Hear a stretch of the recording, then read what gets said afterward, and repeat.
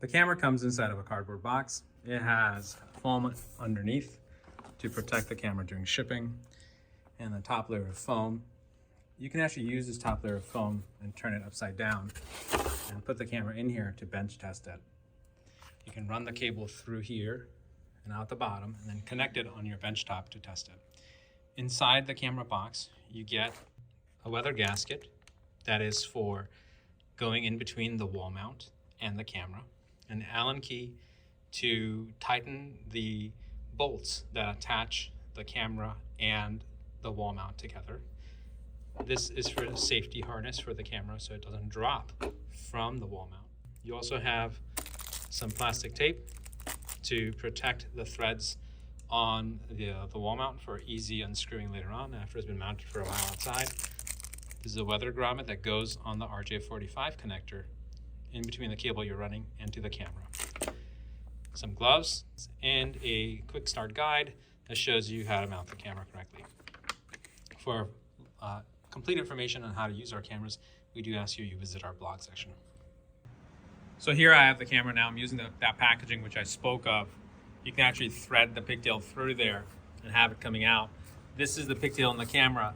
If you're using a PoE injector of ours, then all you need to do is just use this. None of the other connections are needed unless you want to tie in a separate microphone, alarms, etc. But this is all you need. You completely ignore the BNC output, which is for testing only, does not give out HD.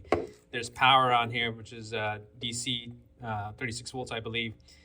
Red is positive, black is negative. Don't need to use that either. All you do is use PoE. You run an Ethernet cable from here into this bad boy right here that I'm going to show you, which is a 60 watt PoE injector specifically made for this camera.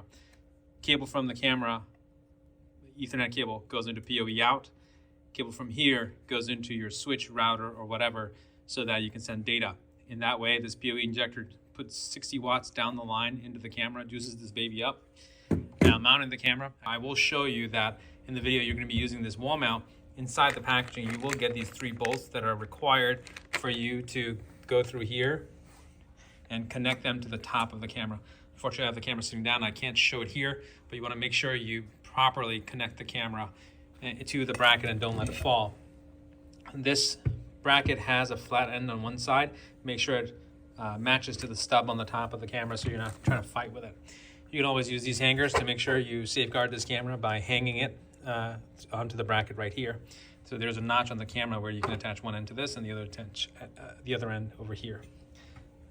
Obviously, you have the wall mount. I'm going to show you in the video how you can enclose this pigtail inside of this bracket. But we also have optional junction boxes available and pull mounts available. This pull mount comes with these wire straps that you can strap it onto your mast. Accommodates anywhere from 2 to 5.5 inch pulls, I believe. This screws on like so onto the pull mount. You can center it on to these pre-drilled holes that are made nicely to line up. And then the wall bracket, you would first detach these bolts off of here, and the wall bracket bolts on here. So all the hardware you need, the screws for attaching these to each other, it's there. You're basically going to need hardware to attach the pull mount to your pole. And then again, the bolts for this are enclosed inside this bag that's going to be inside a bigger bag in the PTZ camera box. The camera ships with this foam on top. You can flip it, like I was just showing you, so you can put the camera on and bench test it. We really want you to do that. I'll show you in the next segment. So here I have the camera being tested. Right now it's doing its automatic boot up. It wouldn't be of any help if we didn't show you how to connect everything. So you run an Ethernet cable from the RJ45 connector. My blue one is going into the PoE output on the 60 watt PoE injector. So on the PoE injector, you have 2 connections. One is PoE out, one is data in. PoE out goes to the camera, and data in goes into your network, such as your switch or your router. So here I've got it going into my network port right there on my switch. And the PoE out is going to the camera, and it's connected with power. And I've got an NVR connected to the same network as the camera. And I got the camera on, and looking back at it over there, I can wave my hand in front of it, and I can see it on the NVR. So if you're purchasing the camera without an NVR, we highly suggest you do get an NVR box from us so you can easily watch your camera for your entertainment on your big screen TV. Now we're just going to test this camera. You can do the same when you get the camera. We suggest you bench test it like so. Follow what we do in this video so you know how to test it before you go mount it up. Now this camera is very heavy. Be very careful mounting it. Here we have the 4K PTZ camera with 40 times zoom mounted on our testing card. I'm going to go and discuss how to properly use the camera and mount it. The camera comes with a wall mount in the box. You use the bolts that come inside the box to bolt it on here. There's a flat edge to one side of the wall mount. You want to make sure you line that up with the inner bracket on the camera to make sure you're not pushing it through. It should just slide through. And there are notches inside here that need to line up on the little stub coming on the top of the camera and the bracket to screw these bolts in tightly.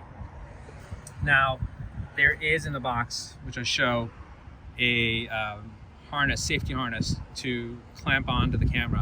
One side attaches here and the other side attaches on the camera right here. So that is to ensure in case these bolts ever got loose due to weather or something, or they broke off, the camera just doesn't fall down, it'll still stay hanging.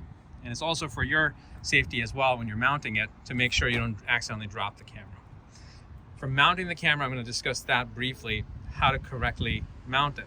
You want to make sure, I'm going to walk behind this cart, that you're running one Ethernet cable into the camera's wall mount and you're enclosing it in there. Having the pigtail enclosed inside of the wall mount here protects the gold pins on the RJ45 connector. And this is the correct way to mount it. Now you could, of course, if you were mounting onto a solid wall, you'd have to drill a wide enough clearance for the cable to thread through. The pigtail on the camera has a lot of connections on it. You don't want to pull that out because what will happen is it'll get damaged when you're trying to pull on it. You never want to pull on the pigtail. You never want to hold the PTZ when you're taking it out of the box with its pigtail. Don't want to do that, okay? That's gonna hurt. And it's gonna basically mess up the camera and damage the top circuit board that's inside. Now, we do have a junction box for this mount that it can screw onto, and the junction box goes onto your building or your wall. It helps also contain the wire within a bit. Putting the wire inside of the wall bracket is a little tough. You can bend it a little bit and put it in there. Now, as you can see, this camera is a larger camera. I'm gonna give you some perspective. That's a mailbox. You can see two different kinds of mailboxes and how big this camera is. And then we have a little mini dome right there. And now to compare this camera to some of our smaller cameras, we have a smaller pan tilt zoom camera mounted on top. That's a 4 times zoom. This is a 40 times zoom. So to contain a 40 times zoom lens, that's how big the camera needs to be able to house the lens. If you look at this bad boy, you can see how big that lens is. Now there are infrareds on both sides behind the black fascia that you see there. It's actually translucent glass through which the IRs will shine through at nighttime. This camera also has a wiper, and right here it has a photo sensor. You never want to clean any of this with rubbing alcohol or any parts of this with rubbing alcohol. You should only use Windex or a light duty glass cleaner. Please do not use any abrasive stuff like alcohol or acetone. It will ruin the camera and the glass, and there's no way to repair it. There's also a wiper that helps you clean the lens, and you can trigger that from the web interface through the app or through the Smart PSS software or from the NVR. So there are multiple ways to manage this camera. And in the next segment here, I'm going to show you how we control this camera through the web interface, through the PC software, through the NVR. You can even use it on your Mac. If you're watching on YouTube, don't forget to like, comment, and subscribe.